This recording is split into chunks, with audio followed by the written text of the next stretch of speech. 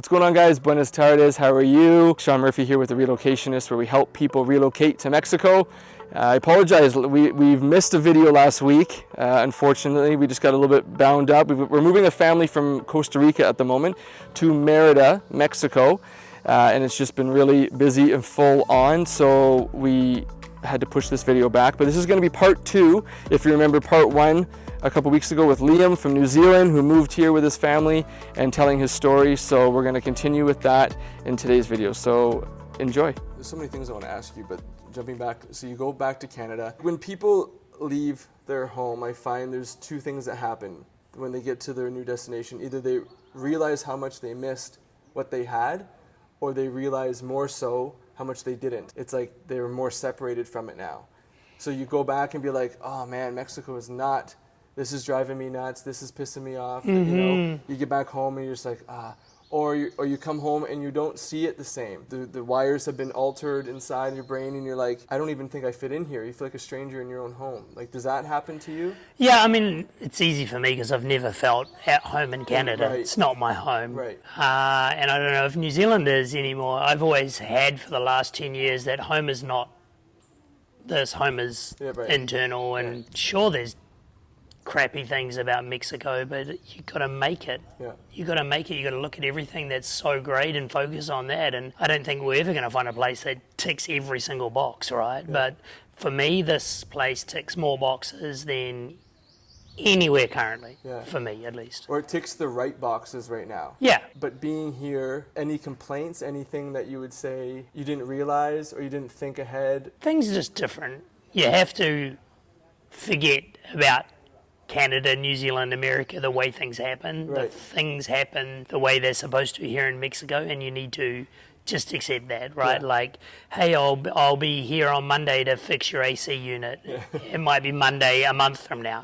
Yeah. You know, the lack of, the communication is different. It's probably not as clear and it's probably not as defined. Yeah. But, you know, we did a bit of time in the Cayman Islands and it's like island time, right? It's, things are more relaxed. And I think one of the big things for people to realize is, like, you know, everyone says to me, oh man, what about the poverty? What about there's no such thing down here. It's just the way the Mexicans are. We're so used to a Canadian way of living. Yeah. Big houses, nice cars, you know, and because that's everywhere, that's the norm. Anything that's not that. Anything that's not it's that, poverty. you perceive it as poverty. But then you move here and you're like, man, these people are so happy.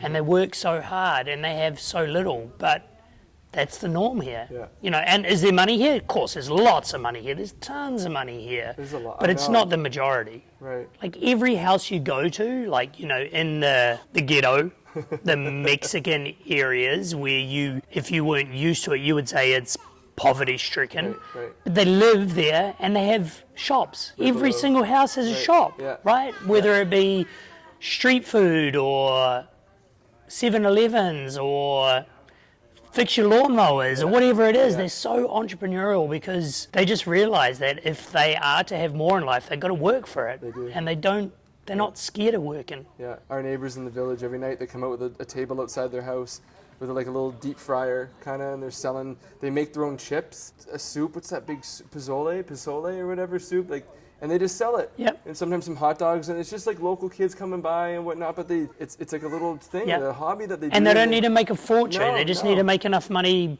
probably for the next day. Yeah, and then I love it because they all hang out. It brings all the neighbors out, and they all sit in the street, and it even brings us out sometimes because they're yelling up to us, come down, you can hear the kids messing around. Yeah. And it's like 6 different households all playing, and this is a nightly thing. Yeah, that's cool. Wild. That's like, really cool. You don't get that in here. No, at home it's kind of this, you almost like shut the blinds and shut the doors, like there's people outside. Yeah. What are they doing out there? You know, like, keep to yourself kind of thing. But. Yeah, it's so like old school, tribal, community based here. Not that you don't have that in Canada, but I don't think it's as prevalent in Canada. Yeah, for sure. Like you said, knowing your neighbor. Yeah, but going home, so just a few conveniences, luxuries. Yeah, picking up a few things, like a one-stop shop kind of deal. getting all your books, all your stuff, and then rather than here, we got to do like multiple stops. You got the bread guy, the butcher guy, the grocery store, whatever. You got to make several stops. Or even just directions, right? Like plug it in Google Maps in Canada and it takes you there. You're like, got to find this place. Oh, that's, turn right at the big tree and it's left beside the garbage Down the dirt can. road and right, exactly. Do you think coming here, were you surprised? Because we got a pretty good community, would you say? Awesome. Like, solid dads, moms, the kids. Like, were you surprised at that? No, I thought we'd find it. You figured, You hear so much about like people leaving Canada and the US that I wasn't worried that we wouldn't meet a crew. Did you know anyone else doing it at the same time? Like No. nobody, like was everyone looking at you kind of, you're crazy? Yeah, of course, yeah. Just like third. Yeah, like how do you do that? You can't do that. Like you can. Yeah. You can. It's not as hard as you think it is. Right. Like the things that I think that secure people are kids, like having roots and being grounded and owning a house, and then job. Right. Right, but I'm online, 10 years online, so that's, we're blessed. Yeah. So you're coming here, good community. It kind of, not that it surprised me because everywhere has an expat community. The size of it here, like it's just because there's so many of us. Like and Canadians. Like you as a Kiwi, do you not see what nation do you see here more than Mexicans? Be serious, man. Right, be serious, exactly. Like I don't know why they nickname what I know why now, Little Canada, because we all come here to this little town. But you're talking about like the expats here. It's different. Like there's not a lot. There is a group of people our age, but there's not a lot. Right, like I would say, majority of us expats of around our age know each other, and it's not huge. You think it's still a larger retiree? I think so. Okay. It seems like I think are more connected to a lot of the families than ourselves. Like we only got to know you guys in the last year, where you guys all knew each other before. Yeah, like, football. And all your kids are in school together. So you see each other from extracurriculars, soccer, football, or whatever. But I was surprised. I was like, wow, this is. When we had an expat community in Sri Lanka, it was maybe like 3 or 4 families kind of thing. That was the extent of it. Yeah. Here, it seems like it's endless. It's just like it's. Yeah, you're right. You can go weeks and weeks without hanging out with the same people. Yeah. Right? You're right. Yeah. But it's nice. Like I think a lot of people think you're alone in your decision when you leave home. Nobody sees the same way you do. Nobody sees that move. They think you're crazy. It's this harebrained idea. But the moment you cross that bridge and enter here, you're immediately amongst a bunch of like-minded people, and you're like, where did you just come from? Well, I just came from overseas, and I just came from. Where the hell were you back home? Yeah. We've all just flocked here in this the same thinking, and it's wild. It's like I think if anyone's thinking of making that leap, they feel alone in their decision at home, but it's not like that when you come here. So there was a few dads recently. We all went for a sailing trip, and we were talking about. All have kids here, obviously. Do you ever question whether this is the right place to be raising your kid? Do I question that it's the right place? I don't question it's the wrong place. Okay. Like if I see what's happening in the world at the moment with the schooling systems influencing children's ideas on genders of what's right and what's wrong and what team you should be on and all that sort of stuff, it just doesn't happen down here. Yeah. It's more you're you and we're accepting of you no matter what team you're on. Yeah. Whereas all I hear now from the rest of the world is it's all about teams, man, and these teams are heavily influenced on what's acceptable or what's cool at the moment, and and it's not that I disagree with things like transgenderism and all that. It's just that's something that I want my son to discover for himself. Right. If he comes to me and he says, I'm a woman, excellent, son, let's talk about it. But I don't need it to be talked about every single day in the schooling system or have a lot more people that are thinking that that's the cool thing and the right thing to do at the moment, and then potentially maybe 5 years from now work out that it was just a trend and it's a big mistake. Yeah. I think schooling here is amazing. I think the ability for my son to learn another language, which is something that I never ever did. Yeah. He's fluent in Spanish after 2 years, man. It's wicked. He's your translator. Yeah, he's definitely our translator. But just the fact that he sees what that poverty thing that we were just talking about, like what other people live like, what the standard of living is. The standard of living is not the size of your bank account, the size of your house, the car you drive, right? It's happiness. And I think you can understand that more when you're in a place like this, that happiness is here, not here. Yeah, totally. So you don't feel or have felt that you're, by taking him away from Canada, a so-called first world, that he's missing out on something? No. I mean, like education, healthcare, education. lifestyle. I mean, education is a huge conversation, right? Like, I would rather my son be an amazing communicator, emotionally intelligent, be able to carry himself wonderfully, treat people beautifully. That's life education, right? Like, in this day and age, man, like, when he is looking for things, he just says, hey Google, what's how do you spell this, or what's the statistics of this, or whatever. Like, I don't even know if education is a thing. Like, I think if the skills that I just talked about, my son learns that, later on in life he's going to be ahead of everybody else. I think. I could be wrong. I've been wrong once, so. And you don't think, now he's 8, do you think he still has the same opportunities when he's 16? Here? Did you think that far in the future, you guys? Or? I mean, I'm thinking about that all the time. Like, he's fallen in love with baseball. Right. So the opportunity for him right now is get really good at whatever sport it is you want. And I'm not saying education isn't important and jobs and stuff in the world, but if he does really well in sport, then hopefully he can get a scholarship. And then get the education behind him as well. Because you put Grayson's in school, and he's been to a few schools here. You've tested a few of them out. If he chooses to go to the States or go to Canada in the future or something, he can still take that over. I think it slides straight in. Right.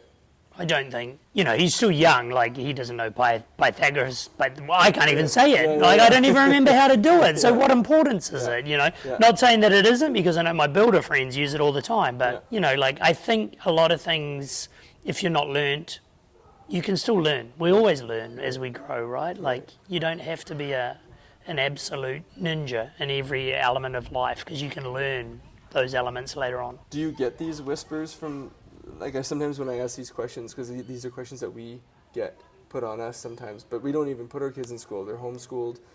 We raise them vegan for most of their life, so you get these whispers of like, what about this, but what about this? Do you get those things from the decisions that you've made coming down here? No, I'm sure people say it behind our backs. They just don't say it to you? I don't think anyone says it to my face. No, no one does. But, like, I think that's the sign of true friends as well. Like, they know they know who I am, and they don't argue with what I do. They just accept me for who I am. So, is it the right decision? I think so. Is it the wrong decision? Could be. Who cares? There's no manual. If there was a manual, then it would be easier, but I think that's the problem. I wouldn't even want one, I think. If there was one made, I'd be like, don't even show it to me. And that's a problem. I think because we're doing something different, everyone's like, whoa, that's not right. Why? Because it's not the norm? It's just not the norm, that's all. There's a book called The Third Culture Kid. I don't know if you've ever heard of it. It's, I haven't read the full book, but it's I've had a few snippets or read a few snippets, and it talks about this, about raising kids away from their culture that they're used to in a different culture, and the parents are a different culture, but how they adapt and what goes on in the child's mind through these things, because we just think that we're giving them all these great opportunities. Well, so they're not saying in a school atmosphere, but this can be considered, all of this is learning. The idea that learning only happens in an institution is crazy, to me anyway. This is always learning, but I'll never get to have another Georgia and Lake and raise them conventionally and see the difference when they're older to compare, right? So you think and you hope that this has got to be the best. We just think it's the best because how much time do you spend with him now? More than you probably did before. Yeah, I think so. I think I do. Maybe more like intimate now, like because you don't have distractions of other things going on, and it's just like more just you three making it work. It's funny. I think here we do more. Okay. Like we do more. With your time that you have. Yeah, we just like. Whereas where we lived in Canada, we were always like, what do we do? What do we do? Like more Netflix at that time? Or it was just boring, and that was where we lived, and it was a retirement area to be closer to Tanya's family and stuff like that. So we didn't have a crew like we have here. Here we always have stuff to do. Always. It's so social, and if it's not like me specifically spending time with Grayson bonding, it's families bonding all together, right? And like I say to all our friends, like, treat him like he's your boy. Right. Like, if he does something wrong, you tell him. You don't need my permission. Yeah. That, for me, is education. Yeah, totally. Yeah, no, you're right. We're outside so much. Always got something going on. Like, I think 90% of our day is outside. Yep. That alone is amazing. And those are like little things that you're not planning. Let's move to Mexico just to be outside. You do think about the weather, of course, but that's just like a side effect of what happens. Like, wow, my kids are in bare feet half the time. They don't even wear shoes. They don't know what socks are. Like, no trousers, no jackets. Right. Yeah. When they go home and put these things on, you don't think about that, but they do, because you hear your kid be like, I remember Lake, she's like, what are these? Like, they're like, those are socks, sweetie. You put those over, then you put shoes on, you know? Like little innocent things, but you're just like, wow, my kid has no idea about that. Okay. Yeah, man, so I don't know what's happening in the world, and I don't know if I can put a whole lot of energy into it, worrying about it, right? It is going to be what it is going to be, and all I can control right now is my family's health, happiness, and well-being. I just don't see the sense in worrying about things that I can't control, right? Like, I mean, you know, like people say, if you want to make change in your local environment first. And my local environment is my house. Right. And then once that's good, then I don't know, if I'm going to stay here long term, maybe I need to do more for the community here, right? But thinking about like world peace and politics, it's too crazy. Did you feel the moment you got here, because it was 2 years ago, so 2021. When did you get here, 2021? What are we, 2023, 2022, 21? October. So fall of 2021. Yeah, so 10 days before non-vaccinated were allowed to. That's the same as it was a rule that came out. So it was for us, is we didn't want to, if we were going to be stuck somewhere, we didn't want to be stuck in Canada where we couldn't holiday. So Mexico's like a holiday every single day, so we were like, that sounds cool. So that's what we did. We were 1 year before you thinking the same thing. It was the same idea. It was like, okay, we're either going to be locked inside Canada, or we can be locked outside Canada, and we chose the latter. I didn't want to be stuck there, because we thought this whole rule thing was going to happen in 2020. That's why we bounced right away, and then saw an influx of people coming, like a huge swarm of people coming the following year.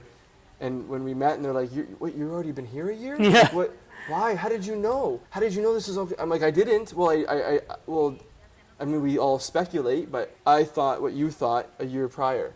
So I guess it kind of rushed us out, but it didn't quite happen so quick. But our mentality anyway was just like, if I'm going to be stuck somewhere for a long time, I don't want to be stuck in Canada, inside. I feel like I have more options, plan Bs, Cs, and Ds, outside, not there. Well, and even on that note, it wasn't even stuck in Canada, right? You were going to be stuck in Ontario. Ontario, your city or your village, whatever. Yeah. Not villages, but your area, your suburb, you know? Because we weren't even allowed to, I didn't think we were going to be interprovincial travel or whatnot, so, and we couldn't at the time. I don't think we could even cross provinces. We were getting ratted out from meeting your neighbor, you know? Did you feel a sense of relief when you came here right away? Yeah, I think so. Like a weight lifted? Yeah. It did, right? Yeah. Just sort of like you could breathe a bit? Well, yeah, no masks helped with the breathing, but No pun intended. True. yeah, it was relaxed. Yeah. You know, like it was on, you'd go out and it was always the topic of conversation, or people were like worried and nervous, and here it was just like, hey man. Chill. Yeah. What's up? Yeah. You got residency when you got here? Yeah, because we were here between 21 and 22, it was like automatically accepted. Okay. Temporary permanent resident. We didn't have to like handing prove. them out. We didn't. Well, we still had to apply. Okay. But we didn't have to prove incomes, money in the bank, any of that sort of stuff. Okay. I know some people that they were on a tourist visa here, because Mexico hands out 6-month tourist visas for people. Yeah. So we started on that. Right. Okay. Which is long. Yep. That's like one of the longest countries I've ever, I think, might be out there right now. But normally we're used to like 2-3 months in Asia. So 6 months, we're like, let's just go there, because we don't have to think about flights and visa runs. And then a lot of people were just rolling in from that tourist visa, rolling right into residency. They had some sort of special program going on. Yep. That must have been. Yeah, that was what we were. Yeah. Okay. And then when you want to get permanent, that's your plan? Yeah, I think so. Just not citizenship. No, don't need it. No need. Doesn't really make a difference. No. You gotta take a language test. No thanks. I know.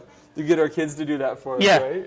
And some people have asked us too, they're like, so you think Mexico's the place to be? Like, you think it's the answer? You think that they're they're out of the loop of everything. And it's like, well, no. We don't know. I don't know. Well, and there's things like, if they do what is it called, a digital currency, like I just can't see it really staying or working here because it's a cash country. Cash is king. Yeah, the two big topics a lot of people talk about are always safety when you come into any foreign country, right? Maybe more so coming to Mexico would be more of a hot topic. Also, I want to talk to you about cost of living real quick too. Mm-hmm. So safety here, was it something you guys thought about? We thought about it before coming. No, I don't think so. I mean... Nothing, not a thought, like... Yeah, somewhat. Yeah, of course. Your first week here, you're like, when are the cartel jumping out behind the trees with the cocaine and the machine guns? You just keep it peripheral all the time. I think you do for a little bit, right? And then you realize, like, you can find trouble anywhere. Right? If I wanted to find trouble right now, I could find it very, very fast. Right. But I could do that in Toronto, I could do that in LA, I could do that in Chicago. And if not worse, how many homeless are on the streets here? I don't... There's like two or three. That's an honest question. Jazz's sister just visited, and one of the first questions she asked, do you see a lot of homeless here? There's two or three in Bucharest that have mental health problems that I know of. Right. But there's no homeless. There's no fentanyl addicts or heroin addicts or, people walking around that you're like, whoa, careful, it's a cartel member coming. This way, kids, go this way. Yeah. Now, have I seen bad shit? I've seen really bad shit. I don't, do I... Sure. Say some of the stuff. Sure. So I've seen a gun handed off on the side of the road. I've seen a big bag of what I would assume cocaine handed off on the side of the road. Okay. I saw 4 dead bodies on the back of a truck. Yeah. So it's just not on the 200 here, like. So yeah, up in San Quentin. Okay. We were on a fishing trip early Sunday morning. Yeah. I saw a truck. 4 people asleep on the back of the truck, which is common here. They travel on the backs of trucks. And then I'm like, wow, they're asleep on the back of a flatbed? That's not very safe. Yeah. And then I looked and 3 bodies with 1 body on top. Oh, sure. And then I looked again and they had sacks over their heads. Right. And I said to everybody in the car, did anyone see that? And they were like, no. And the Mexican driver was like, yeah, I saw that. I was like, what's that all about? He said, it's a cartel house. They're going to get rid of the bodies. Okay. And I said, tell me about that. He's like, it's inside. They've done their job wrong, and you don't get a second chance. Someone was in the wrong place, wrong boundary at the... Yeah. Okay. So, it's here. Yeah. It's not here. Anyone that tells you it's not here, not got their eyes open. Like, I always like looking for that sort of stuff, so I probably see it more than other people, right? But they don't bother us. They can't bother us. We had no little mishaps? Never, not once. Not once? Not once. No, I've walked to the gym at 4:30 in the morning when I used to go to the first CrossFit gym, back streets of the ghetto. Yeah. Sweet. Okay. Keep your wits about you. Don't do anything stupid. Yeah, 100%. Yeah. So security, cost of living. You want to spend a fortune, you can spend a fortune. It's not a problem. Yeah. Like there's everything from upper echelon, high class, restaurants.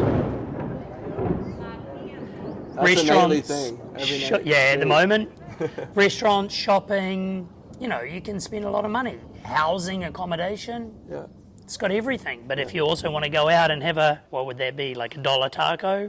You can have tacos for $1. Yeah. Totally. You can buy a beer for, what do you get a beer for these days? $1. Yeah. So it's having the contrast, like you can have both ways. It's not just like everything is one cost and you're kind of stuck paying that. Yeah. There is an alternative. And ma and pa stores everywhere still. Right. Not like Canada where you go to the same, Penguin pickup area and it's got a Walmart and it's got all the same all these big plazas. chains, big franchises where every plaza is exactly the same. How many McDonald's do you see here? I know of like 2, 3. One? Yeah, there's like 2 around in PV. PV. Oh, okay. I don't know. There's Burger Kings, and there might be like 1 or 2. Like, you just don't see these big franchises They have their own here. franchises, but I don't know. Yeah, like, what is it? Like place. Pizza places, taco places. Is it Domino's? I've seen the Domino's. Yeah. I'm a little bit surprised, but also coming from a world of Southeast Asia too, on that side of things, Mexico is in another tier of cost. It's not as high as home, but it's not as low as some of these other countries that we have been to. And I feel like it's getting even worse because our dollar is dropping. Like what what you're withdrawing from home or taking money out is just that much less. Or sorry, it's costing us that much more now. Yeah, my rent's gone up. Getting stronger, or I think a mix of both. Our dollar's dropping, but rent's gone up, not even because the landlord raised it, it's just because our dollar's dropping. Yeah, you know? in a year, our rent went up 400 Canadian dollars a month. Right. But I still pay under $2,000 for a large 3-bedroom house. Right. You can't get that. Can't do that. You can't get that. And did you notice that going home, the cost difference? So crazy. Even food? So crazy. Like you go to the grocery store and it's just... Grocery store, you know, I don't know if you guys have it out in Edmonton. Were you Edmonton? Yeah. Chuck's Roadhouse, used to be, it's a chain. Okay. Super affordable. Almost double the price of what we paid 2 years ago. Really? Yeah. From what I'm seeing in Canada, yeah, our eggs are much cheaper and Did probably you buy healthier. A steak? Liam's a big keto guy, so lots of meat, steak, chicken, eggs. I ate with the in-laws, so I didn't price anything or really. Actually, that's not true. One day I bought a couple of steaks, and they were on sale, and they were still more than you'd pay here for sure. Yeah. Okay. Oh yeah, I didn't even. Did you stick to your? No, money? I wasn't carnivore. No. You went off of it, eh? Yeah. But you were strict right up until that point. Yep. Okay. Yeah. Maybe we'll kind of wrap things up, but tell everybody what you do and how do you guys sustain yourselves here? As in financially? Yeah, or? obviously you work online. Yep, work online. I do sales management out of Canada. So I have clients in Canada and the US that I help them run their sales teams, build their CRMs and stuff like that. And then Tanya's about to take on an admin role with a travel agency out of Canada. Yeah. Just little side hustles out here, man. I teach kids to swim on the side and bit of fitness training here and there. I'm about to start CrossFit Kids coaching again, so yeah. That's what Liam and I did about a month ago. No, maybe longer than that. A couple months now. Yeah. Time goes quick. We went to a CrossFit class here, and that's big here. Yeah. Seems to be a lot of people involved in it. Yeah, I think health and wellness in general is improving here in Mexico. Like gyms everywhere, fitness. And a lot of kids are involved. Boxing, karate places everywhere. So you're looking to get into one with a CrossFit gym yourself, right? Yep. Starting your own class. Yeah, my own classes with them, but I'm running them and organising them, so that's going to be fun. Cool. And I'm going to start bringing the kids to those. Sweet. Yeah, and I'll come back. So I think that's a lot of stuff. There's so many things I love to go deep into stuff, and it's that could be a 4-hour thing, but I'm feeling the mosquitoes. The itch, they're just it's killing me right now. Okay, no, other than that, I appreciate you doing this with me, dude. We'll do the Mexicano, right? And perhaps we'll do it again. Yeah, and for everyone that's watching, if you have questions, just comment. Yeah. This man is a wealth of knowledge of the area. He's involved with everything, and there's so many people out there that think they can't do something like we did. Yeah. And the reality is you can. You really can, and it helps to know people. It's so funny. We have connected with 3 people from Facebook groups that were at the same time thinking about coming down here, or we were already down here and they asked us questions on Facebook. And I think we even had a video call with, I can't even remember who it was now, but we've met them here. Oh, they're here. They're now 3 families that we had chatted to in the past. Yeah, you see it all the time. People popping questions I have 2 kids at home. I'm looking to make the move. What do I do? Yeah. And it's just okay, it can be done. We're living proof. It's a pretty good life. There's not much I can feel like I'm missing out on, or my kids are. A great community of people. Yeah, even this weekend, we got a mates of ours are opening their own gym. Yep. Their own boxing Saturday. gym. Yeah, I forgot about that. Yeah, we all going to go there and just have a big soft opening or whatever, and have a few bevies and hang out with the kids and stuff. So anyway, we will wrap this up and see you guys in the next video. Like and subscribe.